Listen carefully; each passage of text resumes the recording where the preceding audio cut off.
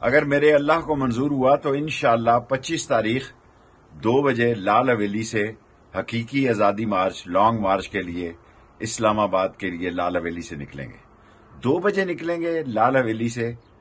یہ تمام لوگوں کے لیے اطلاع ہے۔ اگر لال حویلی میں رکاوٹیں ہوں تو کمیٹی چوک سے نکلیں گے، کمیٹی چوک میں رکاوٹیں ہوں تو چاندی چوک سے نکلیں گے، چاندی چوک سے رکاوٹیں ہوں گی تو فیض آباد چوک میں اکٹھے ہوں گے۔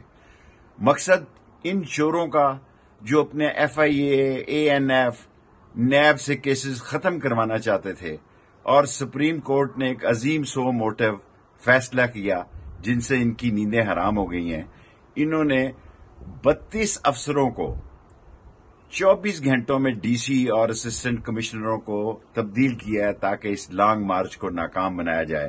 انشاءاللہ یہ لانگ مارچ ناکام نہیں ہوگا، کامیاب ہوگا، اور الیکشن کی ڈیٹ دینی ہوگی۔